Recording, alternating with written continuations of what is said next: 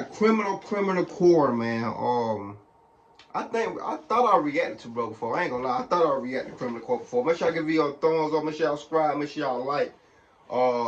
Let's go ahead and get into it. This video long, so you know what I'm saying. Let me know how y'all. Even let me know how y'all day been in the comments, bro. Let me know how y'all feel about these videos I reacted to. You feel me? Let's go and get into it though.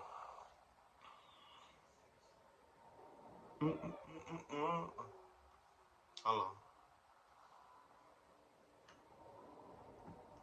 on. Sentenced for a 2005 Battle Creek cold case.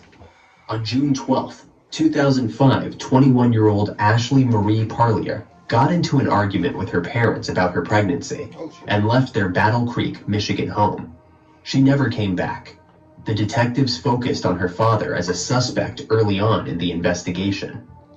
The police questioned friends and her boyfriend, but never found enough evidence to make an arrest, and the case went cold. The unknown took a toll on Ashley's family over the years. Both her parents passed away in 2020, before the breakthrough in the case came 16 years after the crime, in 2021. Harold Hallman was arrested and interviewed regarding the end of 2 Pennsylvania women. During this questioning, Hallman admitted to ending the life of Ashley.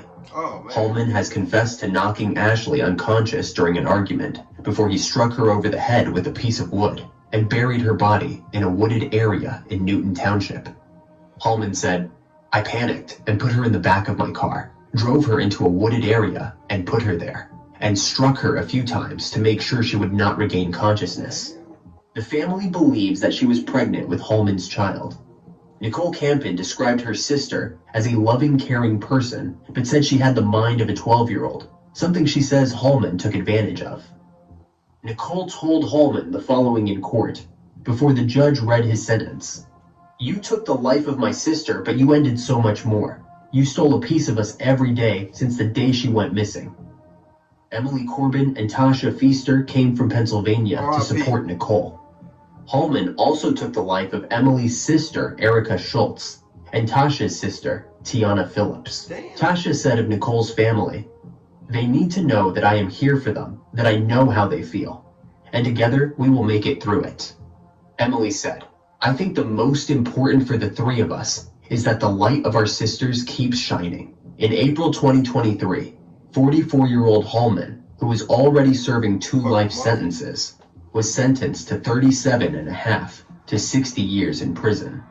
Nicole said, "For me, the biggest closure is my father is no longer looked at as a suspect. We have a name. We have an answer."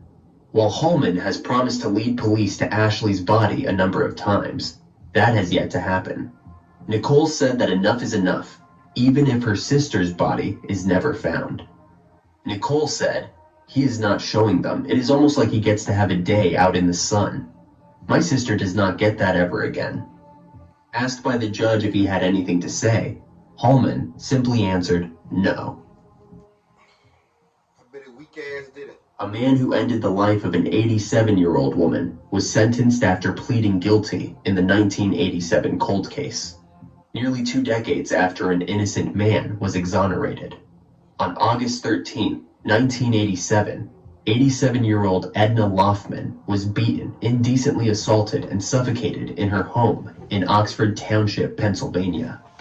She was suffocated with pills that was Harry Loffman was. Hey man, what's up with these stories? These stories kind of crazy, bro. I ain't gonna lie. What the hell? Hey, bro. Criminal court, boy. You already snapping. I ain't gonna lie. Distant relative of the victim. He spent 16 years languishing behind bars for a crime he did not commit. The wrongly convicted man had an IQ of 70 and was said to be functioning at the level of a 10-year-old. Multiple discrepancies between Barry's confession and the evidence found at the scene of the crime scene were pointed out by investigative journalist Peter Shellum, who wrote a series about Edna's demise and Barry's conviction for the Patriot News. Peter's pioneering work, including reporting an apparently coerced confession, ultimately led law enforcement to use improved DNA testing techniques. Peter then tracked down the original biological evidence samples, which were believed to have been lost but were actually turned over to defense attorneys. The defense attorneys then sent them to a Penn State professor, but never followed up when the professor requested comparative samples. The professor, then teaching in Germany, still had them. Those test results showed that Barry was not and could not be the perpetrator. In 2003, he was released, and in 2004, he was officially exonerated. Adams County District Attorney Brian Sinnott said, "There was a somewhat questionable confession from the original suspect." According to the district attorney, the police made an audio recording of the confession. Instead of asking and answering full questions, the police told Barry what they believed, and he gave one-word replies. Sinnott said, "I do not think any reputable police agency would use that technique today." Several weeks after the crime, Pennsylvania State Police Trooper Jack Holtz interrogated Barry and told him that a fingerprint found on a cigarette pack in the victim's house had a whorl pattern. Holtz then showed Barry that he had a whorl pattern on his right index finger.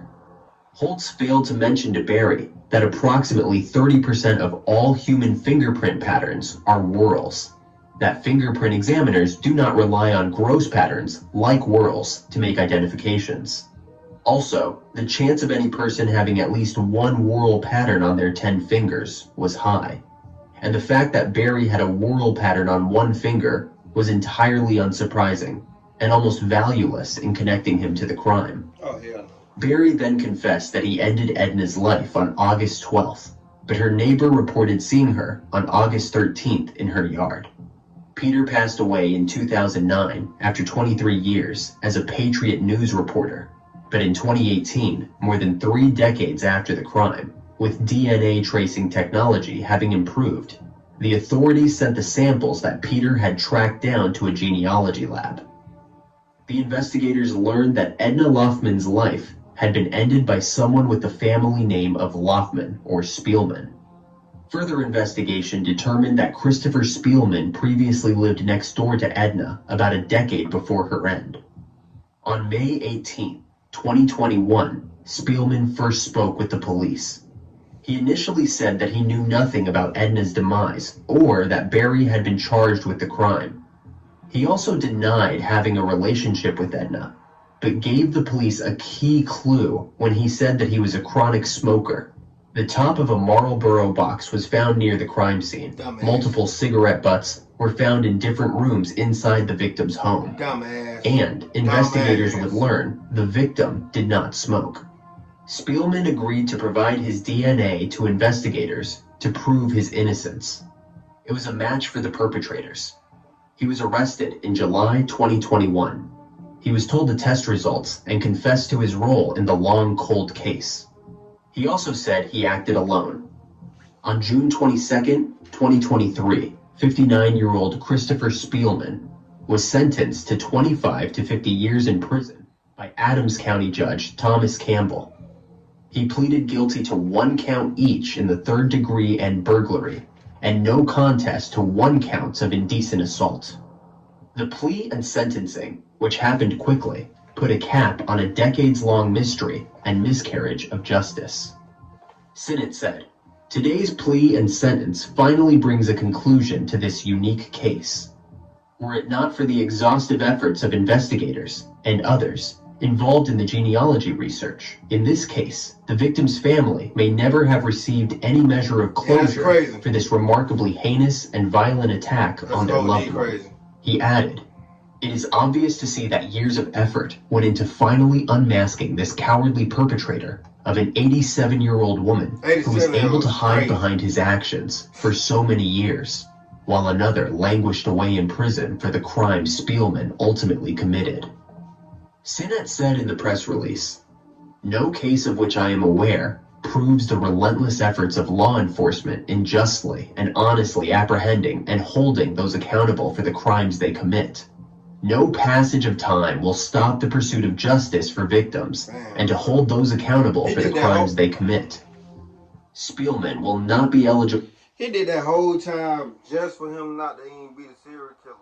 Be the killer, bro. That's crazy, bro.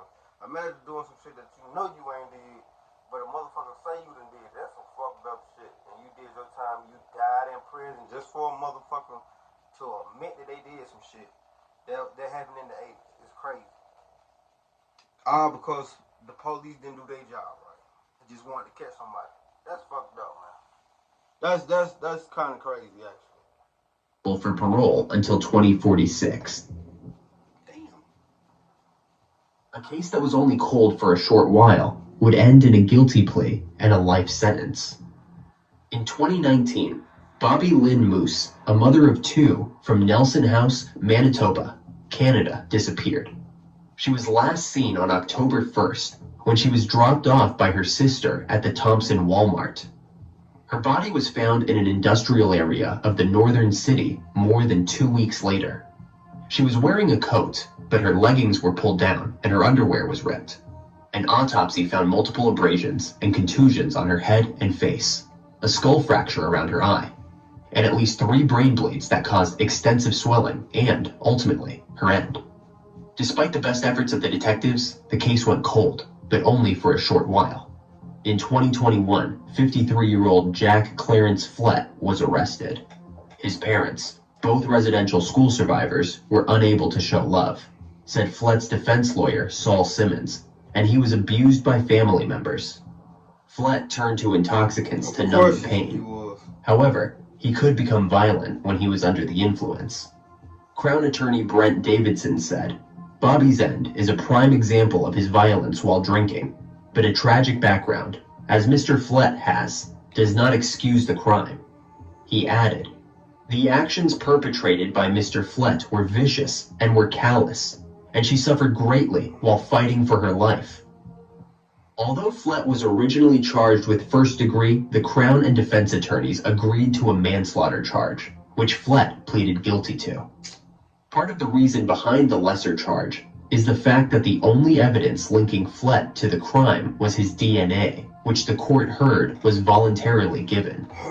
However, Davidson cast doubt on that because Flett's blood sugar may have been low at the time he was asked to give his DNA, which could have affected his decision-making. He was also asked to look at a form outlining what could be done with his DNA, but he has impaired vision and may not have been able to read it. Flett was also not told, while his interview was being recorded, that his DNA would be compared against the samples found on Bobby and at the crime scene. The police stated that he was informed of this off-camera. Davidson said that if the DNA evidence was cast out by the court, Flett could have walked free. He said, if it... Criminal court, you should have named this shit. You should have named this shit. The police, you know what I'm saying, mistaken. They mistaken a lot of shit. I ain't gonna lie. He should have named this something else. You know what I'm saying? Because it sounds like the police fucking up. Top 5, top 6 police mess ups. Because all these, I ain't gonna lie. These detectives were had been excluded, there was no case, there was no prosecution, there would be no life sentence, there would be no justice at all. The Crown and defense also considered the lesser charge because of Flett's upbringing, which was marred by neglect and abuse. On January 16, 2023, Flett was sentenced to life in prison with no possibility of parole for 7 years. Damn. Bobby's sisters continue to grieve and are heartbroken by the loss. Cindy Linklater said the following in her victim impact statement. She did not deserve to endure all the horrible things that happened to her that night. To you, Jack Clarence Flett, I accepted that you plead guilty and I am sorry for what happened, but I do not know if I can forgive you. Maybe you can ask the Lord Jesus to forgive you. Another sister, Diane Moose, wrote of Bobby's kindness in her victim impact statement. She was a good mother, a good sister, a good cousin, a good friend. Bobby will be in our hearts always as she was loved. Davidson said that there is you can get while you serve your sentence to use. The relationship came to a bloody end one night in 2004. At 6:30 on the morning of April 28, 2004, 48-year-old Tommy Hope's friends, Cindy Christensen and Brian Norton, went to check on him at his home in Camdenton, Missouri. No one had heard from Tommy in several days, which was unusual. After knocking on Tommy's door and getting no answer, Cindy crawled through a window. Inside, she found Tommy. He was lying deceased on the floor in a pool of blood. they went to a friend's home and called 911. Brian told the 911 dispatcher the following. He is lying face down, but then there's blood on the carpet and stuff too, right around his face area. Like, you know, he has been bleeding from his head. Camdenton Police Chief Jeff Beauchamp said, I walked over to the body, and at that point, I could see that his shirt was soaked with blood. There was also the stiffening of the body. He has obviously laid there for some time. Luminol uncovered bloody footprints leading to a window. Prints were also found on the window frame, where the suspect had exited the home. An autopsy revealed that Tommy lost his life from 8 stab wounds to his torso and left arm and had a laceration on his neck. The medical examiner determined he had passed away 3 or 4 days earlier, either on the night of April 24th or the morning of April 25th. Tommy D. Hope was born in 1955 and grew up in Texas as one of 3 siblings. Abandoned by their parents for days at a time, the Hope children were eventually put into foster care. His friend, Brenda McCabe, said, there was a lot of abuse in these foster care homes. He was neglected, he was beaten. As soon as he was old enough, Tommy joined the military. He left in his 20s and worked odd jobs to make ends meet. By his early 40s, he was living in Camdenton, where he made plenty of friends from the local bar scene. Tommy's friends told the investigators that he used substances as a means to cope with the traumas he suffered in his youth and while in the military. Chief Beauchamp said, he always had some substances, mainly user amounts, and people would come over and party together and use Tom's substances. There was a variety. Another friend, Patricia Strauss, told the investigators that Tommy had recently been seeing a married woman named Clara Rector. Oh, shit. Her husband, Jason, knew about the relationship and did not like it. Patricia said, Tom told me just a few days before he was ended that Jason had made a threat for him to stay away from Clara or he would be sorry. Clara was born in 1976 in California and, like Tommy, had been removed from a dysfunctional home as a child. She was later adopted and moved with her new family to the Lake of the Ozarks. At 19, Clara married, but her first husband passed away in a car accident soon after she learned she was pregnant. In the aftermath of his demise, she began using substances and eventually married Jason Rector, with whom she had 2 children. Jason and Clara were regular substance users, but Jason ultimately got sober, while Clara still struggled with addiction. In Tommy, Clara found someone who could relate to what she had been through and a willing substance buddy. She would leave Jason and move in with Tommy before going to rehab in 2003 and reconciling with her husband. Clara admitted to the investigators that she had not been able to maintain her sobriety. Behind Jason's back, she would sneak off to do substances with Tommy. Investigators spoke to Jason, who was upfront about his dislike for Tommy. He blamed him for his wife's substance use and admitted he had warned him to stay away from her. Prosecutor Brian Keaty said, when they interviewed him, he said, I did not do it, but I am glad he is deceased. Both Jason and Clara were each other's alibis, claiming that they were with each other the entire time the crime against Tommy took place. With no evidence or new leads, the case went nowhere. 9 years would pass without an arrest. In April 2013, then Camden County Sheriff's Office Lieutenant Scott Hines was called to Camdenton Bible Baptist Church. Pastor Jerry Sousley told Hines he was being stalked by a fellow congregant named Clara Rector. Sousley claimed that Clara had been sending him messages regarding inappropriate matters of a sexual nature.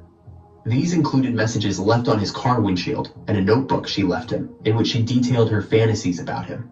After rebuffing her advances, Clara lashed out. Sousley said, she said, Jerry, if you tell the law what you know about me, I will destroy you. I will effing destroy you. Clara was referring to a prior counseling session with the pastor, where she admitted to ending the life of a man. Sousley became concerned about the safety of himself and his family. Sousley told the detectives, she started telling me about how she had left Jason and the kids, and started doing substances, and got mixed back up with this guy. And she just kind of put her head down and said, and I ended him. Sousley implored Clara to go to the police and admit what had happened, but she refused. On April 21st, 2013, 36-year-old Clara was taken into custody and charged with harassment and stalking. The detectives who worked the case of Tommy were brought in to question her. After discussing her current case, they pivoted back to the events of 2004. She seemed relieved to confess. Clara told the detectives, "I snuck out of my house in the middle of the night because I really wanted to get high. When Clara arrived at Tommy's home, he would not let her in at first, so she crawled in through the window. Oh, hell no. After Tommy and Clara used up his dwindling supply of substances, they got in a fight. Clara said that she grabbed a butcher knife and jumped on Tommy's back and cut his throat. Then she continued stabbing him. Clara told the detectives, "I started like, 'I hate you, I hate you.'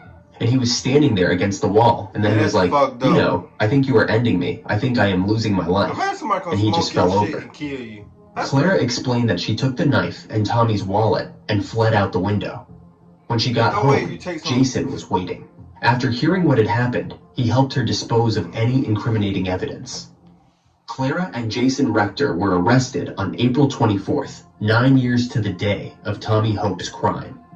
Clara was charged with first-degree slaying and armed criminal action, while Jason was charged with felony tampering with physical evidence. The charges against Jason were ultimately dropped as the statute of limitations had run out on them. On November 10th, 2014, Clara was sentenced to 15 years in prison. Clara credited her Christian faith for giving her the strength to conquer her addiction. She wrote the following on her Christian blog, where she warns of the dangers of substance use. "I believe that Mina was guarding an office building on the 400 block of DeGenie Drive in Santa Clara County, California. She was stabbed multiple times during an attempted indecent assault. The suspect fled when an office worker interrupted the attack. In the years following the crime, there were no leads and the case went cold. Until 43 years later, when in October 2022, the DNA profile was submitted for forensic investigative genealogy. A new lead was developed and the source of the blood at the scene was positively identified.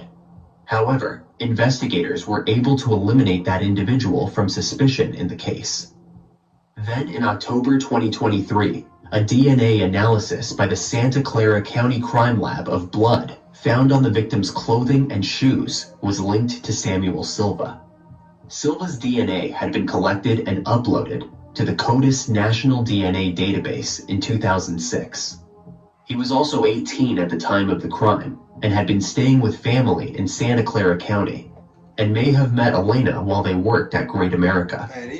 He fled back to Colorado afterwards. Silva passed away in 2008 while in prison on federal gun charges. The authorities said that he had a lengthy criminal history, which included manslaughter, attempted slaying, assault with a weapon, and indecent assault, along with firearms offenses. District Attorney Jeff Rosen said in a statement, "There is no statute of limitations on taking a life or our attention. We never forget. We do not forget the crime or the criminals. We do not forget the victims, ever." Detective Matthew Hutchison said that there were tears at Elena's family home when he broke the news that he had found their daughter's perpetrator. Make sure y'all give me a thumbs up. Criminal Court. You can tell some good stories, my guy. I ain't gonna lie to you. I enjoyed all these stories with all these plot twists. Make sure y'all give me a thumbs up. Make sure y'all tell me how y'all feel about all these stories or Pacific story that you felt some type of way. The original video will be in the description down below. Also with my second channel. See y'all when I see y'all. Let's ride, nigga.